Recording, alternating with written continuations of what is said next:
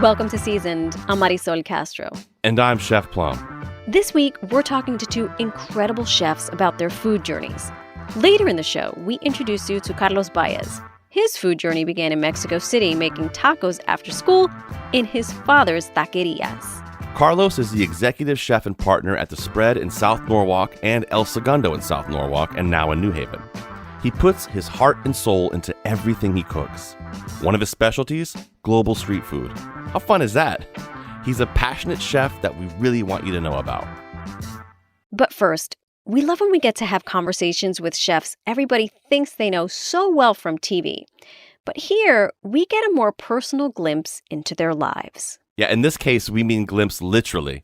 We recently Zoomed with Chef Aarón Sánchez sitting in his kitchen in New Orleans. As you'd expect, it's beautiful, and his tío Mario was there chatting with us. We connected with Aarón to talk about his memoir, Where I Come From, Life Lessons from a Latino Chef. It's out in paperback now.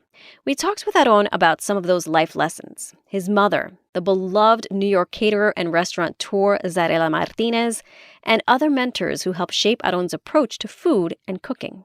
Later in the episode, we'll get into Aarón's rise as a celebrity chef. One of the very first, 20 years ago, when Food Network experimented with cooking as entertainment. Now, Aarón is a judge on MasterChef and MasterChef Junior on Fox. Aarón, thanks for joining us here on Seasoned. Hola, ¿cómo estás, guapa?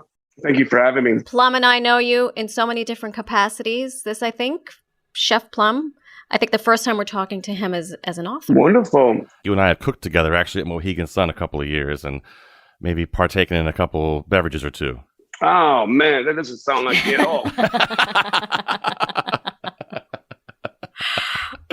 Of course. I have to tell you, I have so many pages dog-eared in your book.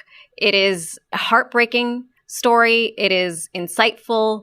It really does paint a picture of you that I think a lot of people don't know. Mm-hmm. And so why write a book like this now? The biggest objective was to sort of position this as an inspirational tale, a cautionary tale, and also sort of a blueprint and how you can kind of get to the places you want to be and go and chase your goals and your dreams. And I wanted people to understand that it's not all easy. It requires a lot of sacrifice. It requires a lot of soul searching, as you can imagine.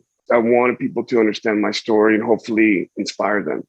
I read the introduction twice. It's so... You're setting the hook for sure there in the beginning, but that's the story of searching for the mole. Mm-hmm. I mean, as a chef, I'm reading that and just thinking, wow, that's so inspiring to find something like that just wants to keep pushing you forward and forward. And so incredible. That intro, how did you come up with that? Yeah, I mean, the idea is that you want to kind of retrace and revive these moments that are very poignant and actually serve as metaphors for my life and for what I felt is my calling. And the mole is one of those beautiful representative sauces that just explain the complexity, the traditions, the cultural significance. And I just thought I wanted to start with that. And then how important those initial trips to Mexico were for me to develop, my own style and understand how I can preserve the legacies of these great traditional home cooks and then find my lane throughout that process. It's a wonderful place to start because you get around in this book. You start in Mexico. You go to the lower 48, you take us to El Paso, New Orleans, New York, California, and back. But I wonder if we could shift to El Paso to New York, specifically Zarela, your mother, who's so influential, and just talk about how she pulled herself up from the bootstraps and went from social worker to restaurateur. Yeah, and it's so funny how a lot of her story kind of mirrors mine in the sense of the idea of being a single parent, understanding that you're going to go into the great unknown. And she basically did that. I can just only imagine the kind of emotional turmoil she was feeling inside to be able to go into a scary place like New York City with $5,000 to your name or whatever the paltry number was, and going in and trying to make and seek her dream of having her name in lights. And that's what she wanted. So us as children going through that journey with her was turbulent. It was scary. It was uplifting. It allowed me to really sort of appreciate her drive, her fearlessness, all of that. And there was a lot of uncertain times. I remember her saying, we're not going to have a lot of money, but we're going to get a nice apartment so we can appear like we have money. And she did something that I think is very smart. She came into New York City, started cooking from home and throwing these lavish parties, and said to people that she knew, invite the most important people who are decision makers, people that can really put my name out there. She knew she had to be her own publicist back before publicists were really, we hold them in this big regard. You got to believe your own hustle. Absolutely. Sometimes. And that sounds like something she did and then imparted to you. Yeah. But some of those parties, Chef, is kind of like where the whole hospitality bug kind of bit you, wasn't it? Yeah. And it was interesting because it just, you go to New York and then you have all these quirky people and this diverse guest list of people that come in. I mean, we had people that were directors and writers, and my mom had a good friend who were actually porn cartoonists. You know what I'm saying? And just this crazy, wild group of New York movers and shakers and influencers. And it allowed me to really understand how big the world is, how different people are, and how to be influenced by them. And I think that was something that was really magical. As I read your story, you're Mexicano, I'm Puerto Riqueña. Mm-hmm. The beauty and the curse of the diaspora, the Latino diaspora, right, is it's so much a part of who we are. Sometimes we go through this parts of our lives, specifically professionally, where we have to explain who we are and where I come from. By the way, I love that title. Mm-hmm. And I experiment with saying, I wonder if Aarón says where I come from or where I come from. Mm-hmm. Because I think the two inflections have very different meanings. But I wonder if you could talk to us about what it meant to be a Mexicano coming from El Paso to New York, because New York is full of, you say you're Latino in New York, you could be Puerto Rican, Dominican, Cuban, Mexican, Guatemalan. And then also how your identity was maybe challenged once you went to California, because being Latino in California means a completely different thing as well. Yeah, absolutely. When you come from a place like El Paso, Juarez, and north part of Mexico, it's Mexican, some more Mexican. And then we come over to New York and it's, primarily very Caribbean, Latino when we got there, so the Boricuas were in full effect. You're talking the Dominican presence, all these different sections of Latin America represented there. And it allowed me to understand the different accents, the nuances, the food, all of that. It was so eye-opening and really cool because I felt like, wow, man, I'm completely immersed in this beautiful melting pot of different Latin culture. And it allowed me to be more adventurous as far as eating and seeking out new friends. And then, of course, I suffered from this horrible malady called the Boricua heartbreak. And all these Puerto Rican women, they put como brujas, they put a spell on you. So it's true. It's true. We have that effect. I'm so sorry. Yeah. And by sorry, I mean I'm not sorry. We keep coming back for more, baby. You know what I mean? So exactly. You're the brutos. You keep coming back for more torture. So, yeah. So it was cool. And then, going to California and spending some formative years there in my career, it was back to roots with the Mexican vibe. And it just allowed me to understand and have a lot more pride from where I come from, and making sure, to keep your language, Hay un dicho que dice, cuando pierdes tu lengua, pierdes tu patria. So the idea of keeping up with your Spanish and that being your first language and making sure that is front and center was very important to our family dynamic. I think across the entire country, every restaurant I've ever worked in 25 years, Spanish is spoken tremendously. And even those of us who aren't fluent in a kitchen, though, the amount of Spanish that's spoken is pretty remarkable. And even if you're not fluent, you start to kind of pick up on it, and we call it kitchen Spanish. Yeah, I just think for me, it's a little frustrating because you have a lot of people that are puffing their chest out saying, I'm Latino, I'm Latina, and their Spanish is terrible. You know what I'm saying? And it's so important to keep up with it, and I have a 10-year-old that I'm constantly knocking him over the head to try to make sure he keeps up with it, because I can't tell you how many business opportunities and friendships that I've maintained because I've kept up with my Spanish. And you're literally missing out if you don't refine it. It's that important.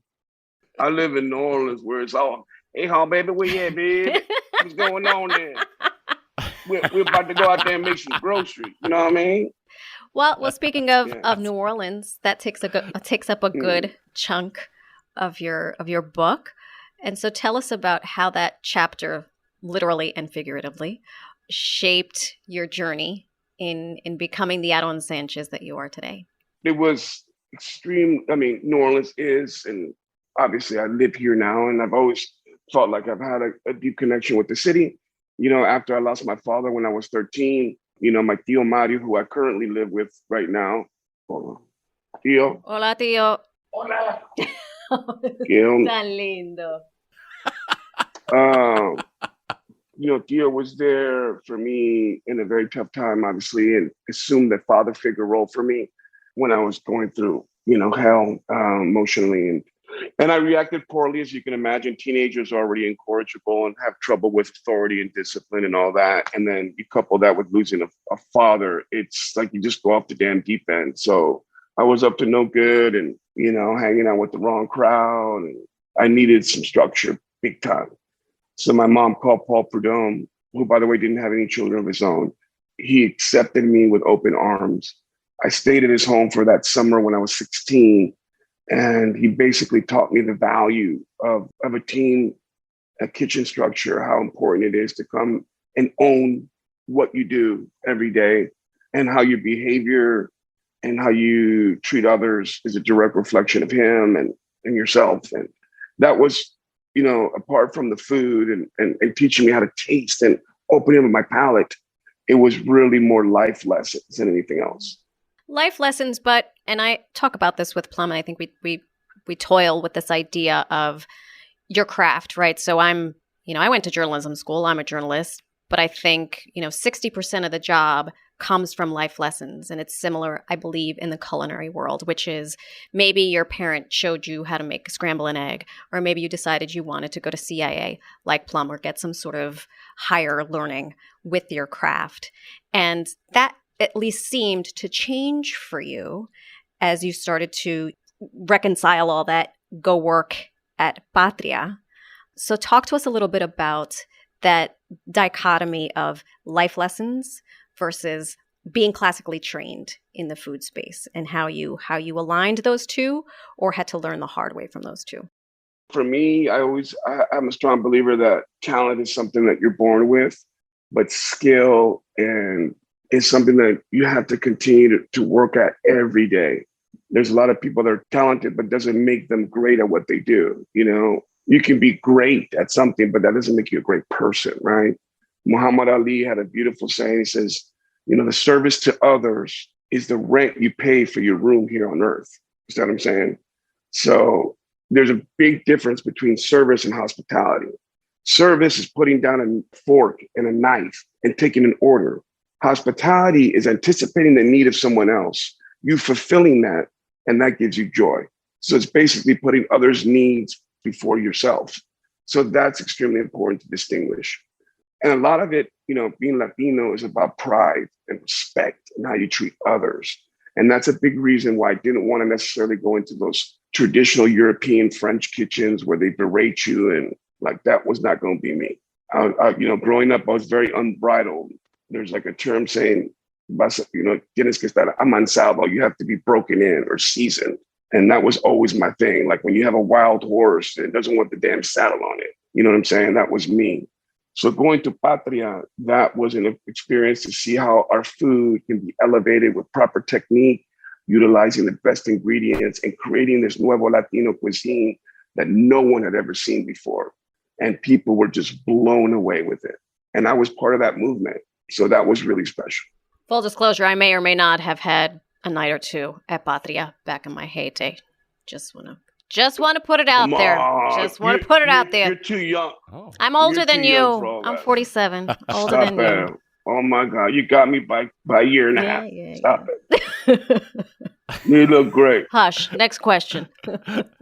So, well, Chef, I want to, I don't look nearly as good as either one of you do, but you have purple hair. And that counts for a lot. I do have purple hair, and I'm tall, so I don't know if that means. Can we make kitchens a little shorter? I know you just rolled up your sleeve, bro. You're showing the pistolas. Come on, man. It's hot down here because I had to turn my air conditioning off. One of the things I earmarked in the book here, Chef, that I thought was just so interesting, and I was in the same headspace there. You talk about when you went to Johnson & Wales, and you only went for a year, but you said there were 3 reasons you went to cooking school. 1, you had no other options.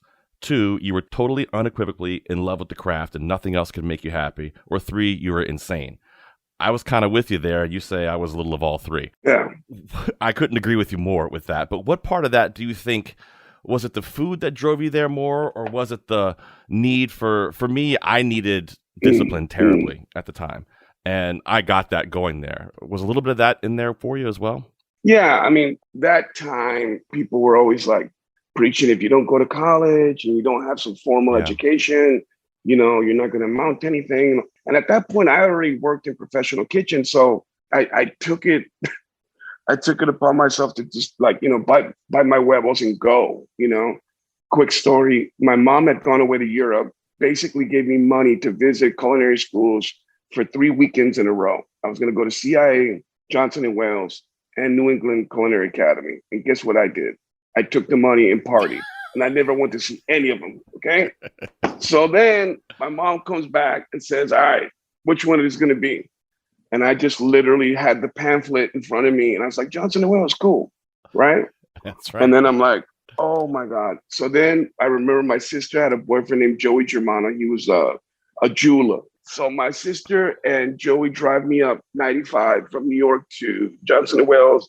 I got like 2 suitcases and a TV. And then we kind of drive into Providence, and there's this beautiful park called Federal Hill. And they have like Brown and RISD.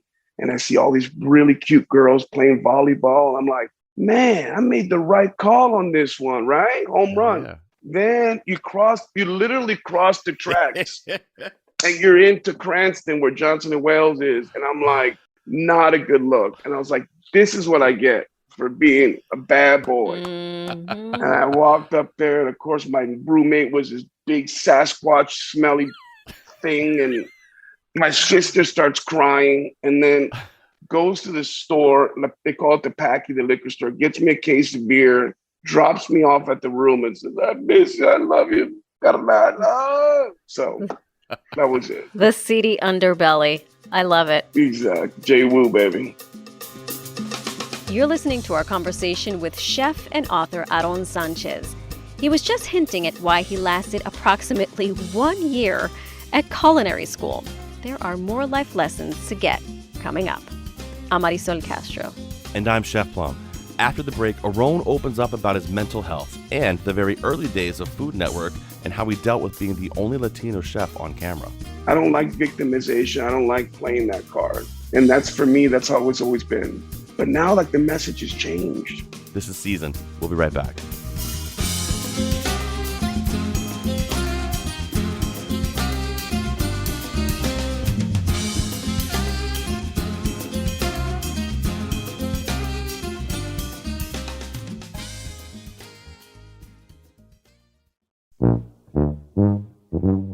Welcome back to Seasoned. I'm Marisol Castro.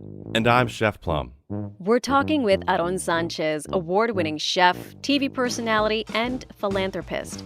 He's the chef and owner of Johnny Sanchez in New Orleans and a judge on MasterChef and MasterChef Junior on Fox. He's also the author of 2 cookbooks and his memoir, Where I Come From, Life Lessons from a Latino Chef. It's out now in paperback. In our first segment, Aarón described some of his early life in Texas and New York. We left off with his drive to culinary school and the realization that it wasn't for him. Restaurant work is hard. It really doesn't matter what your job is. The hours are long, and it takes a toll on your relationships and your mental health. Aarón was honest in his book about how he's managed his depression over the last 10 years. You take us through this journey, which thank you, by the way, of being so transparent in your book, because I think, to your point, it doesn't only speak to people in the culinary world or Latinos. It speaks to every person. And you're very open about your own mental health, which is something we've seen. You know, I think it's easy for folks to be like, he or she is a chef. They own a restaurant. They're rolling in cash. What do they need to be depressed about or upset about? And so can you tell us, I know, but for people who have not read the book yet, the pivotal moment where you were like, I need to get my act together here. And I'm not talking about when Sarela sends you to Outward Bound, but when you were a full-fledged adult and you're like, okay, this is real and I need to address this, and how you addressed it.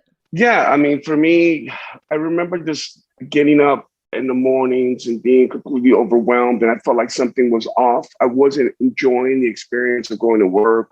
Like, I went through this period of time where I wasn't drinking or even going out or doing anything. I would literally go to work and come back to my apartment and kind of just sit there. And I remember just something feeling off. I was like, damn, man, what is this all about? And then started going to see a therapist and kind of talking a little bit through everything. And they're like, yeah, man, you're depressed. You have depression issues and that you need to address that. So through that, I was prescribed some antidepressants, which is still a part of my life and, smaller than it was prior. And coupled with the therapy, I think that is what really got me through a dark time. But one of the biggest distinctions was a lot of people will take the antidepressants, but don't do the therapy. It's not like some magical pill. You know what I'm saying? So that was really important to do. And through that, you start seeing light at the end of the tunnel. You start seeing that other people live with this. I think a big help for me was understanding how to have balance.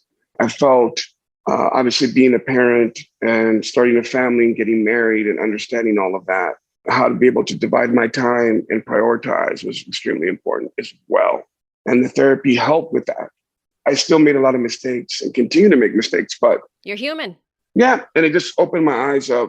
My career has had a lot of casualties. I can safely say that a big part of why I'm not married is because of my career. And I felt like I had an opportunity that I needed to live up to this person I created and this role model and figure. And I couldn't let people down. And then ironically, the people you let down the most is in your own home sometimes. Absolutely. But I've learned, and, this was 10 years ago. And through that, you get wiser and get smarter. So yeah, absolutely. The business itself can be very, very difficult on relationships and friends. And you seem like you have this group of friends you're with constantly, after work and whatnot, but still somehow you feel lonely. I get it. Yeah. And, and as much as you are forthright and honest about it and say, look, my life is 11 o'clock, 10 o'clock in the morning to midnight. I don't take Fridays and Saturdays off. Like, this is me. Mm-hmm. And as much as you share that with your partner and try to be very transparent about it, once you're living and going through that, it's very hard to deal with. Chef, do you think that going down that dark place for you kind of started when you came back to New York and had that first executive chef job? Yeah, it started kind of there. I shouldn't have taken that job at El Rey, to be honest. I was way over my head. I had good ideas. I'm a good cook.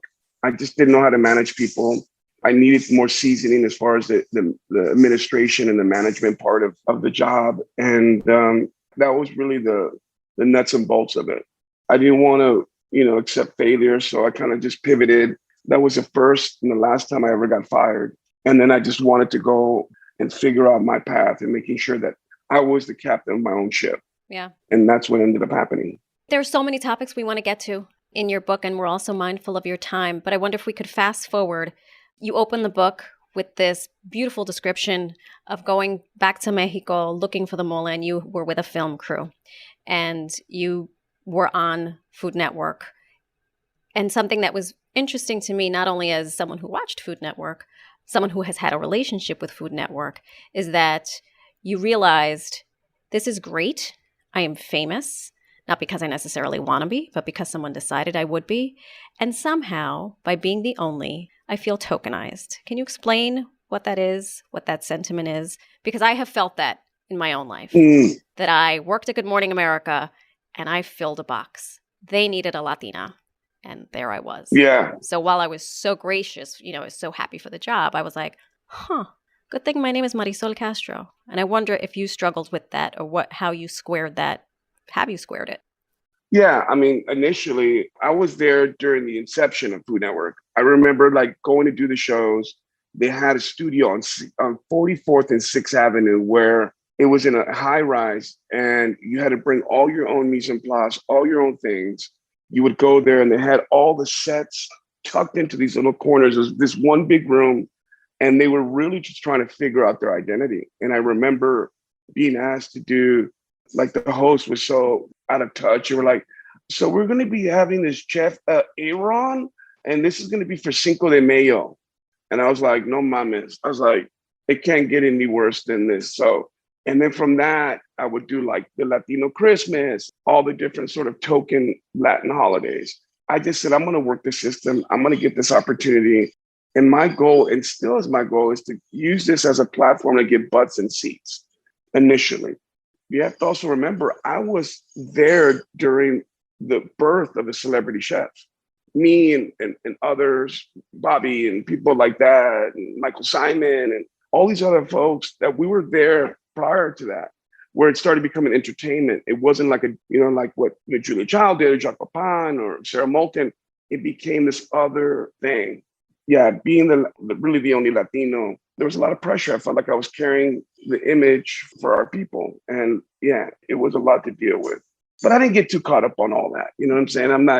I don't like victimization. I don't like playing that card. And that's, for me, that's how it's always been.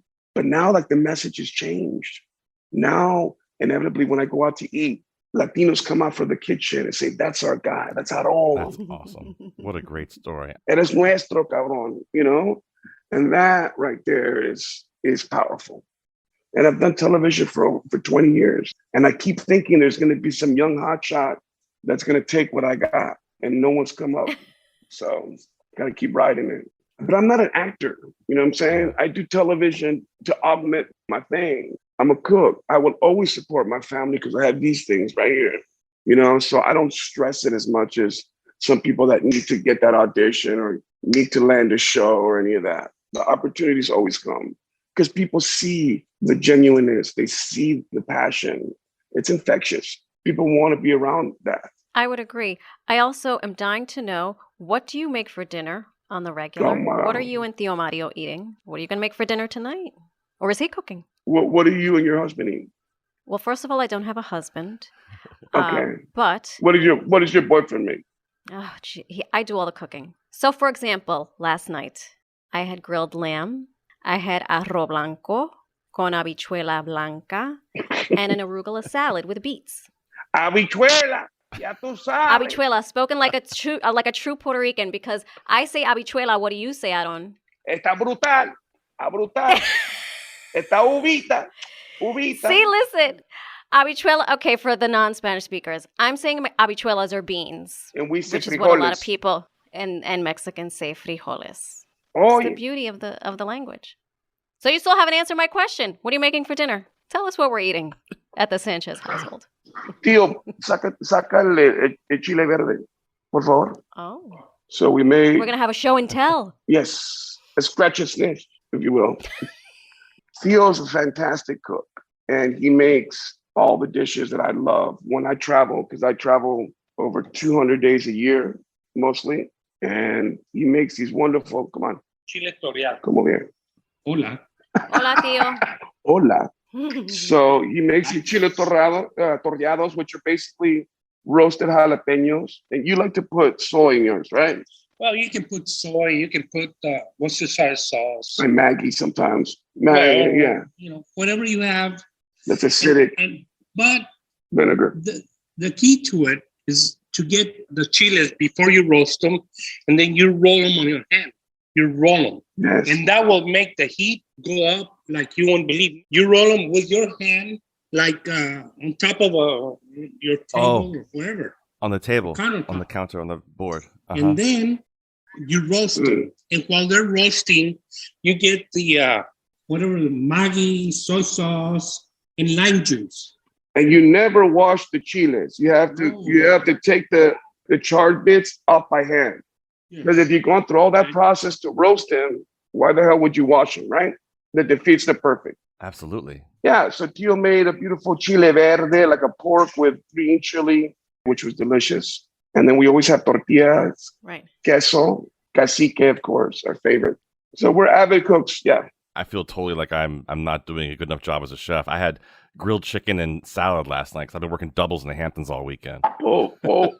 Pobrecito, bro. Pobrecito. Yeah, no, come on. I know he had to work in the Hamptons. I knew that was coming. He worked in the Hamptons all weekend. That's it. Actually, I really appreciated the tips there on the chiles. I'm going to do that. Of course. What do you think you need, man? I mean, there's only 2 master chefs, right? Me and Gordon here in this country. So that's it. I got your back. That's it, Chef. I appreciate it. Hey, one of the great things on the book, too, you have some recipes that are in here that I think are really not hard to follow, and they look fantastic. Yeah, I thought it was important to not, typically cookbooks will have anywhere from 75 to 150 recipes. I didn't want this to be a cookbook, but I felt that there was a need to do, I think we have 11 or 12 that kind of represent different chapters of my life and the dishes that really kind of spoke to me and called out to me during those times. Yeah. So that's why they're there. I'm going to look in here and see what I can make tonight, probably, hopefully. I'll have to send you a message. Say, Chef, I'm making your seafood stew. It's going to be delicious. Oh, that one right there is the bomb diggity. That one's good. I'm trying to see if I have any Boricua recipes in here. I know how to make pastelón.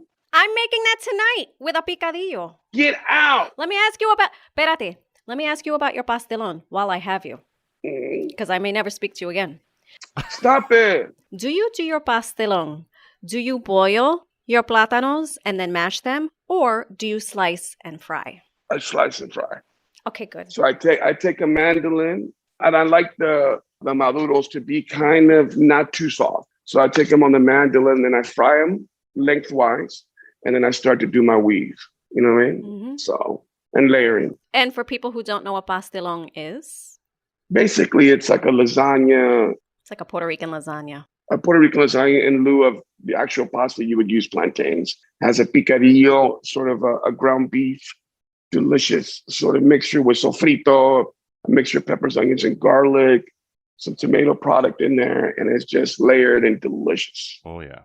I love alcapurrias. I love mofongo, all that good stuff. It's so good. Like I said, you Boricuas, man, you get to us, man, and you hit us straight to the heart. Someone has to. I hope your boyfriend treats you right. Because if you don't, I'll be around. You'll come up here and show him who's boss? I don't think you need anybody to do that, Marisol. I'm pretty sure you'll do that. Yeah, exactly. Before we have to let you go and make more food with El Tío, talk to us about the Aarón Sánchez Scholarship Funds. Because this for me, it's one thing to be a celebrity. It's a whole other thing to be a celebrity and put your money where your mouth is. So tell us what it is and why you decided to start it. It's funny because, I do a lot of different things, as you can imagine, right? We have a fantastic team that works alongside me. So I have a restaurant, and then I have, T-shirts, I represent products, and I have books and all that other stuff and all these things I do, right? But the philanthropy part of it was something that was absolutely crucial for me to sort of reaffirm everything that I've done and give back to an industry that's been so generous and kind to me. And it's sort of like this cleansing of the soul, right? Because you didn't want to feel like you've taken advantage of all these opportunities, but without giving back. So when I started out, and we were speaking earlier about the token Latino, I felt there was huge disparities in Latinos achieving administrative executive positions in kitchens. And I just saw that. I remember chefs saying, Latinos, they're not going to be chefs. You guys are prep people and dishwashers. And I said, you just teach me how to do the terrain and I'll do it better than you, right? So about 6-7 years ago, I started thinking, okay, now it's time to identify the next generation because our most valuable commodity is our children, our youth, right? So I wanted to create these new leaders in the culinary field from Latin descent, Latin backgrounds that will be able to chase their dreams, to be the next chingones, the next leaders. And I didn't want education to be something that was going to be missing. From that came the idea of having a partnership with a great culinary school and be able to go out there and send these kids for this life-altering experience, couple that with the mentoring and this great network of peers and colleagues that I have, so then they can actually take, after their schooling is complete, then they can go out and get the mentoring and the experience that they need. So it's been phenomenal. We've had 7 kids graduate from the program. I have another 4 coming in this year. I have a great girl from Puerto Rico, Natalia, who's from Puerto Rico, is my heart, and she's wonderful. You have to look her up on the Instagram. Follow her story. She is just amazing. And we have more women than men in our program, which is awesome. Like, I think we have a good balance. So I want to make sure that las mujeres, are represented really well, which is so important to me because of my mom, obviously. And yeah. That's awesome. Well, Chef, we really appreciate your time. Seriously, thanks for spending some time with us here. Yeah, of course. That was Aarón Sánchez. You've been watching him cook and judge other cooks on TV for 20 years. We spoke with him about his memoir, Where I Come From, Life Lessons from a Latino Chef. It's out now in paperback. Aarón latest philanthropic effort is devoted to the empowerment of Latino youth through culinary education and mentorship. Learn more about it by visiting AarónSánchezScholarshipFund.com. Aarón is spelled Aaron. I'm Marisol Castro. And I'm Chef Plum. We're going to take a short break. When we come back, you'll meet a local chef at the top of his game. He uses street food from all over the world to connect with his customers. They want to eat, let's say, a few tacos, but they also want to do the fried noodles and summer roll and banh mi, glass noodles. And they love everything. That's the thing. Like, I love that. This is Seasoned. We'll be right back.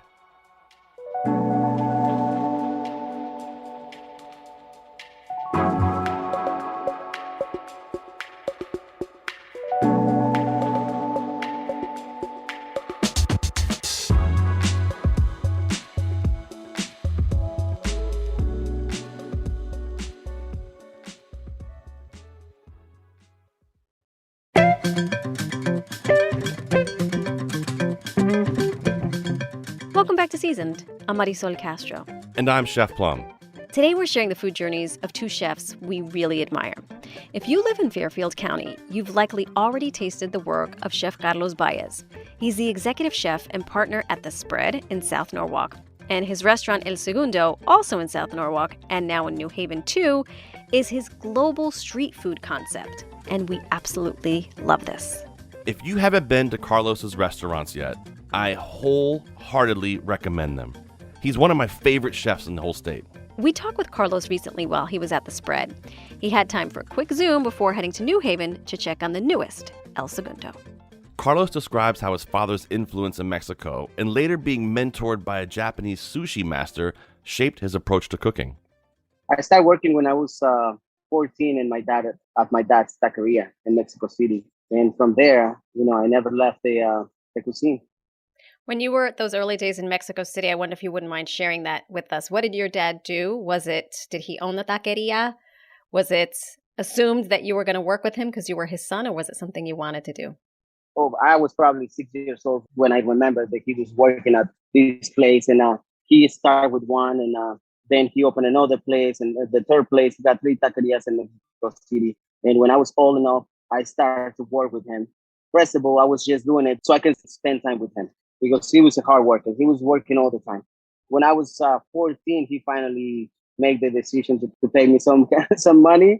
And then, I like it. And everything that he did to me, I use it on these days. It's amazing. He was an amazing teacher, good mentor. He doesn't do it anymore, but I still run his recipes. The fact that he brought you to work with him, I love that, because as a chef, as a father, I get it. I mean, it's tough to be able to have that time to spend with your children and be around your family. So why not bring them to work? Let's get some free labor for a little while, and then occasionally give them a buck or two. Yeah, no, I got 2 daughters. One is 15 and the other one is 8. And I try to teach them the most I can. If we're going to be home and we're cooking something together, we're going to make the pasta. I make them work. I make, to do the pasta and to grate the cheese and everything. It's a good family time, and it's amazing how you can pass that to someone else. Carlos, when you first started working alongside your dad, can you tell us what was the first thing you learned how to do, and what are the first things that you made? So the first thing that I learned how to do, it was to cook suadero meat. Suadero is a typical dish. It's a typical taco in Mexico City.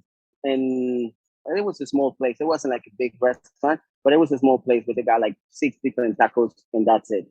So I started with one, and he teach me the next one. He was one of those guys that he wouldn't let you to move to the next step until you actually got the first one right. If I got to be cooking suadero for 6 months, I was doing that. Now, is that beef or is it chicken? It's beef. In the United States, we use brisket to do that, to make the suadero. In Mexico, we use a different cut. It's similar to brisket. I mean, you got to give us a couple of tips that your dad taught you here. I mean, you got to tell us how you make it. So suadero, it's a brisket. Let's say beef brisket, and it's confit. You use all the different herbs, thyme, rosemary. We put some orange peel, garlic. Lots of aromatics. I bet. I love it. That's fantastic. Actually, you can find those tacos on El Segundo now at the Taco Tuesday. And what have you brought over from those early days in your dad's taqueria What have you brought over to El Segundo or even the spread? So we opened the spread 9 years ago. Wow. And when my partners and I, we thought about to do El Segundo, the first item it was on the menu, it was tacos al pastor. Why? Because it's one of my favorite things to eat. And it's so hard to find a good taco al pastor. So we make those and we start to do it at the, like a gyro, like the spit. And we were lucky enough that we couldn't keep up doing it. And it was everything. It was handmade. I wasn't going to buy pre-made or anything like that. So it was so hard because we used to sell out every night. So I find a way to have it and I hire more people. I teach them what to do. That's the number one item sell at Segundo. And I'm so proud. And every time I told my dad, like, who's making it, and if he wants me to introduce him to the people who are actually going to make it. My dad is like, he's so proud, and I'm so proud to do his recipe. And I told this to Chef Plum before. I'm a lucky guy. Honestly, because he shared one of the. You're a hardworking guy, is what you are. He shared one of the good secrets with me. You know, I just want to point out, and for anybody who hasn't been there, we keep talking about the different types of food at El Segundo. El Segundo is, and Chef, correct me if I'm saying this wrong, it's street food from across the world. Small plates, food you can eat with your hands from all across the world that you could like almost walk around and eat. Is that a good description? Yeah. The same way you eat it on the street, you eat it at Segundo. We don't have plates. Everything is going to be on a paper boat. We also don't use utensils. We use chopsticks or pretty much everything you can eat it with your hand. You feel like you're standing up on a truck, let's say in El Salvador or Colombia or Thailand. Well, Chef, with all these different things that are on the menu at El Segundo, I mean, that's kind of where I wanted to go with this was how many different types of cuisines you had to get into, to start researching, to study, to learn. I mean, so many chefs, they focus on one or two types of cuisine.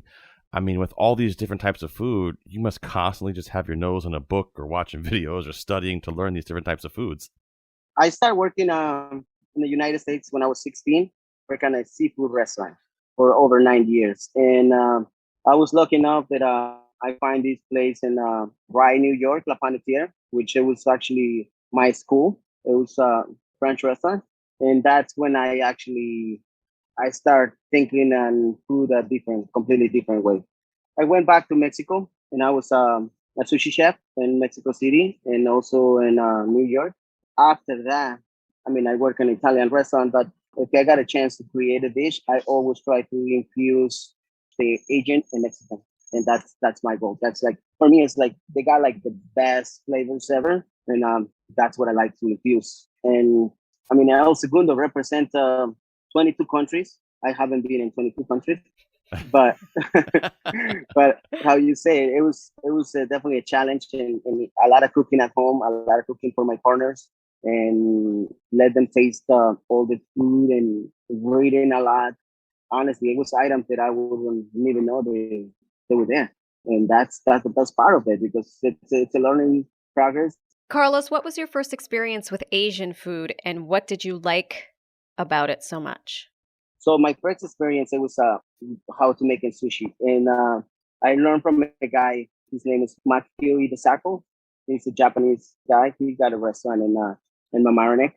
So the way that he teach, it's a gift. And the way that he teach me how to take care of the fish, and that was the most important thing. You not rush to do anything when you're making sushi. You got to make sure everything is on point. That's the number one.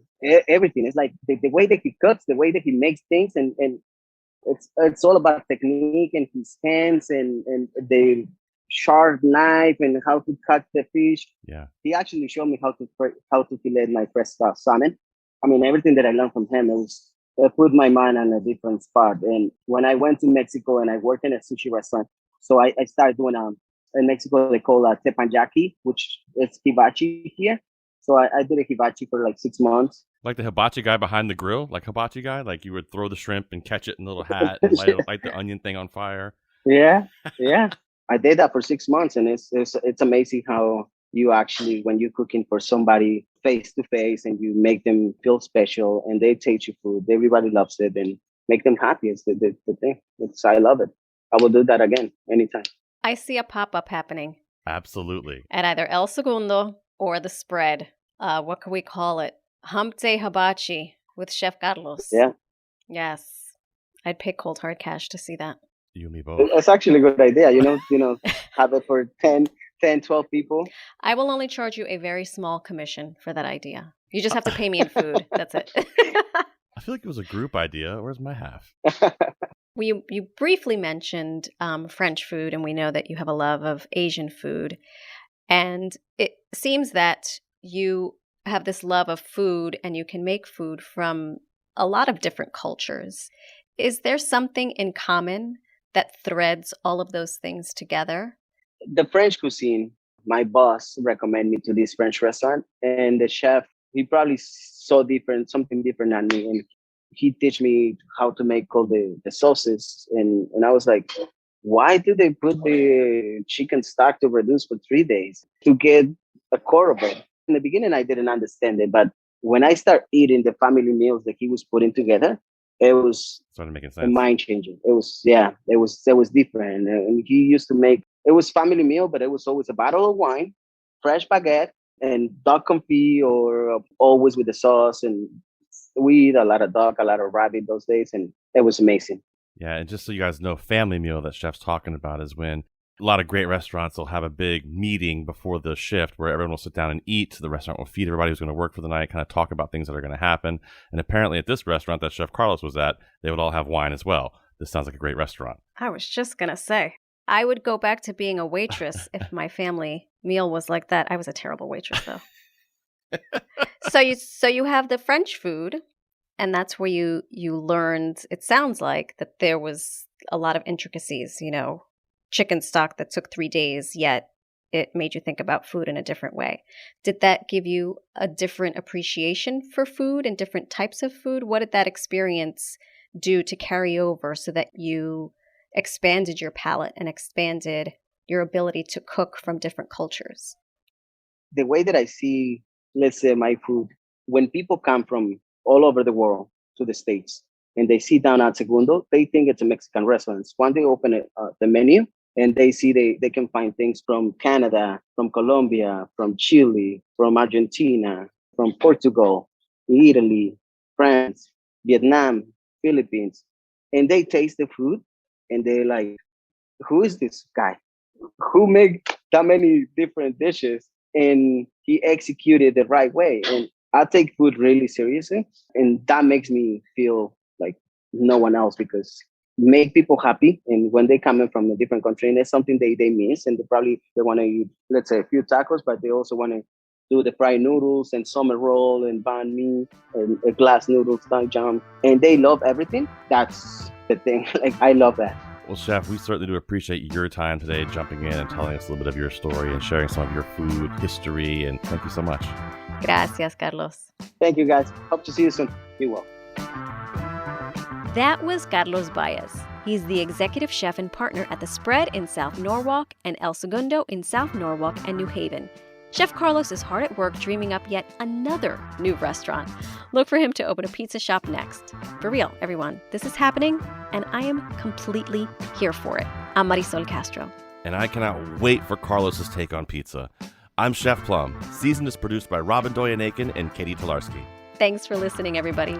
See you next week. I'm hungry.